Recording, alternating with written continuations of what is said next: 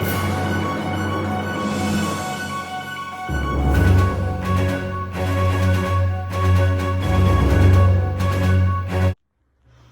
and welcome to our talk on one of the current issues facing Australian sports people and the law in Australia. What can you say about this issue, Zac? Yes, Spiros. The world of sports people and their laws is vast and growing in size throughout all the sport in the world. Specific rules are being placed in or taken out of the games to prevent danger to the players or to cause unfairness. This issue can be said to be a rising one because of all the rules in Australian sport changing rapidly every year. We see all these games like the NRL or the AFL having noticeable rule changes or rules being added in. These changes are to ensure the players and officials are safe from danger, but some rules can be blurred due to these changes as so many are being put in. That's certainly correct, Zac. These rules and changes to them are greatly important to ensure their safety and fun of the certain game and to stop players from being reported, suspended or even charged for breaking the game's rules. And if the player is reported for breaking the sports code of conduct, it is taken to the tribunal to review the player's action. If this is the case, the stakeholders that are affected is the player that was reported to the tribunal, the coaching staff and the owner of the sporting teams or the club. If the offence is deemed to be a punishment in the form of a fine, the player or a club will be fined a certain amount of money. That's true as well. What do you think the consequences are for these actions after the stakeholders have been affected? Well, in the sporting world, Spiros, some stakeholders could be team sponsors, governing bodies, media, families, fans, players, officials, and the ASADA, the Australian Sports Anti-Doping Authority. The way that the law currently works and deals with sports issues is that the consequences can vary in all cases. If a player assaults another player, the game's adjudicator will determine if the player should be sent off or reported and sent to a tribunal. And the reviewers and judge determine whether the player is to be suspended for a certain amount of weeks, or if it is worse than a suspension, a criminal charge for assault. A crime or offence committed by one of these stakeholders can give and have a domino effect on other players and the particular sporting club. If a player commits a crime or says something offensive, the media will extensively have coverage on it. For example, the Israel Folau case we'll be talking about shortly. Crimes from a member of the club can put scrutiny on other players and lowers the team's morale and confidence, and then may let down fans and players and some families of other players too. Another major issue that can greatly affect a sporting association or establishment is theft of a club's intellectual property.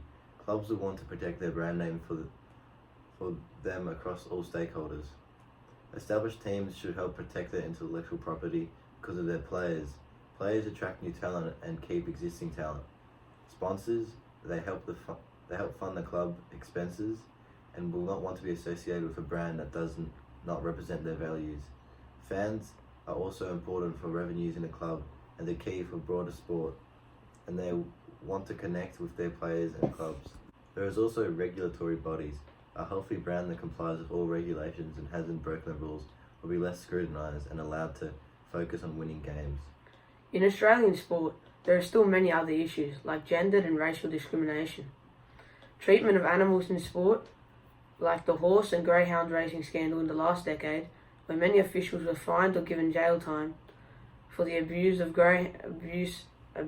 greyhounds and horses, that the use of live baiting so that dogs can chase live animals during the races, which is illegal. Another big issue is the doping and use of enhancement drugs in sports to gain an advantage over opponents.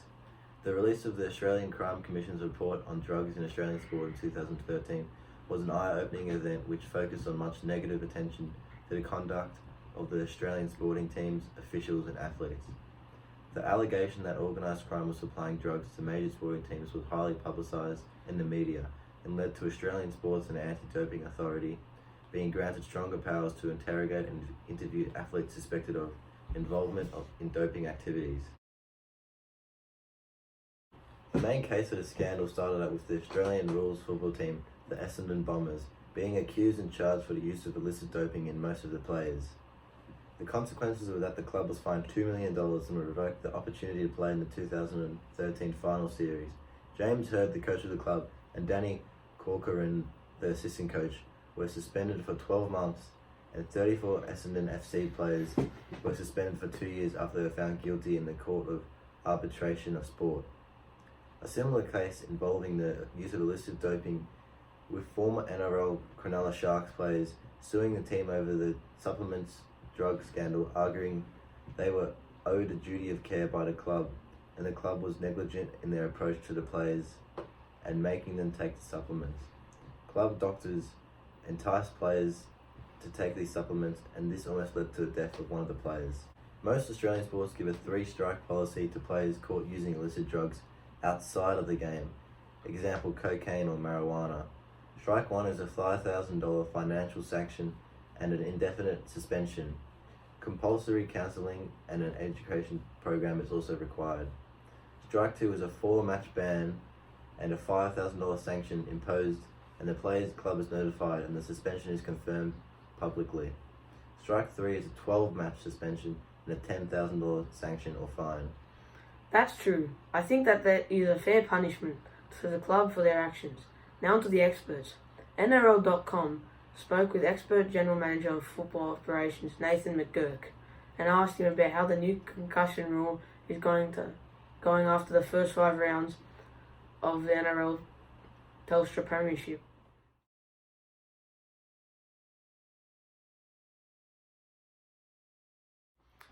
This rule was hailed by Nathan as a very effective one, where a medical expert on the pitch does a 15-minute SCA or sideline concussion assessment on the side of the field that deems whether the player has been concussed and is able to play the remainder of the match. Clearly, the NRL is concerned about the safety of its players in the sport, as the rule by NRL has their various stakeholders they are trying to protect, like the players and the fans, and also the grassroots development, as parents wouldn't enroll their children into the sport if it's too dangerous, and insurance providers, the game will go bankrupt and if it doesn't put the rules into place to create a safe environment to play professional sport. The first NRL team to take legal action against a professional sporting club over the handling of this alleged repeated concussions was the James McManus from Newcastle Knights.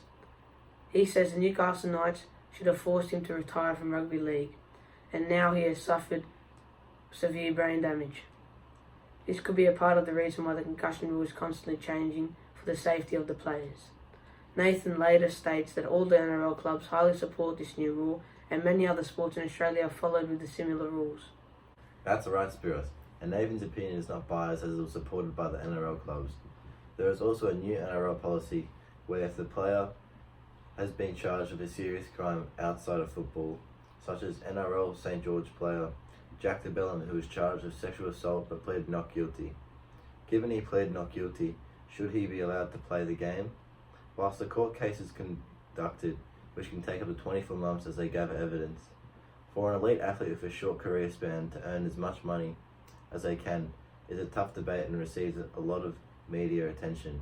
This has been an ongoing debate for several years. Our next expert advice is from a case study from The Guardian with legal expert Amy Zhang, Senior Associate at Harmer's Workplace Lawyers. This case is about a recent conflict with Australian Rugby League player Israel Folau and his comments in Easter this year, containing homophobic aspects in his social media posts. The Wallaby star confirmed he would contest Rugby Australia's ruling that he committed a high-level breach of the player's code of conduct. The sports body announced last week they had intended to terminate Folau's $4 million contract due to the breach. Folau's appeal solely on the code of conduct issue will be heard by a 3-person committee after Easter. If it finds that it did, Folau may challenge in court whether that warrants of the termination of his contract. This ordeal was greatly covered by the media, putting scrutiny on Folau's name.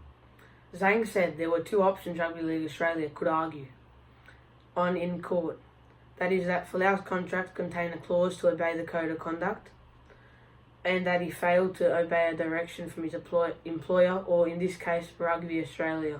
The issue with Australian sport in its current state is mainly the components of players committing offences no matter what sport it is. It's very hard to control what players do off the field. This issue is hard to tackle, no pun intended, as no rules can be put in place to prevent crimes if it's outside of the specific game. Athletes should have a high standard and control themselves over their actions, but if an offence is in the game, the tribunal and officials can give a fair punishment to the player in the hopes that they will do not do it again. Australian sport is a great contribution to the Australian economy and great fun for players of any skill. We should keep the game safe and have influential players for our young upcoming individuals. The sports court and the Australian court both have influential effects on every single sport and its members, and it is a hobby for them. Australian sport is a great contribution to the Australian economy and great fun for players of any skill. We should keep the game safe and have influential players for our young upcoming individuals. The sports courts and the Australian court both have an influential effect on every single sport and its members, as it is a hobby for them and can be said to give meaning to people's lives outside of their daily lives, officials and participants. That's correct, Spiros. And if a crime or offence is being committed, this could later affect stakeholders like players, fans or families. Thank you for listening.